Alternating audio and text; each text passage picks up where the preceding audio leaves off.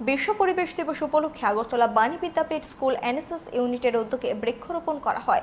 School প্রাঙ্গণে শিক্ষক শিক্ষিকা সহ ছাত্রীরাও গাছ লাগিয়ে পরিবেশ রক্ষার বার্তা দিয়েছেন। সবাই যেন পরিবেশের প্রতি যত্ন নেন সেই আহ্বান রাখা হয়। ওয়ার্ল্ড এনভায়রনমেন্ট ডে উপলক্ষে আজকে আমরা বাণী বিদ্যাপীঠ স্কুলের এনএসএস ইউনিটে প্রত্যেকে গাছ লাগাচ্ছি। মিনিমাম আমরা আজকে 10টি গাছ লাগিয়েছি। আমাদের মেইন উদ্দেশ্য হয়েছে গাছ একটি প্রাণ, তারপর গাছ একটা জীবন। আমরা গাছ থেকে অনেক কিছু পেয়ে থাকি। সবচেয়ে বিশেষিত জিনিস পেয়ে থাকি সেটা হচ্ছে অক্সিজেন।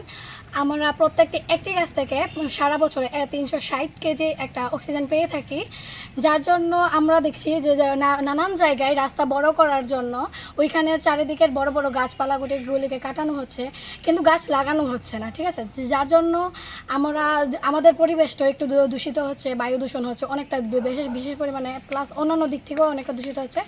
যার কারণে আমরা আজকে বিশ্ব পরিবেশ দিবস উপলক্ষে আমরা নিজেদের স্কুলে তো লাগিয়েছি, প্লাস অন্যান্য জায়গায় তো আমরা লাগানোর চেষ্টা করছি। প্লাস এনএসএস ইউনিটের উদ্যোগে এবং বিধান শিশু উদ্যান মেধা অন্বেষার সহযোগিতায় আমরা বাণী বিদ্যাপীঠ দ্বাদশ শ্রেণী বালিকা বিদ্যালয়ে 10টি ফুল এবং ফলের গাছ লাগিয়েছি। এখানে আমার সঙ্গে আছে এনএসএসের প্রোগ্রাম অফিসার শ্যামল দে, এছাড়া বাণী বিদ্যাপীঠ দ্বাদশ শ্রেণী বালিকা বিদ্যালয়ের সমস্ত এনএসএসের স্বেচ্ছাসেবীরা।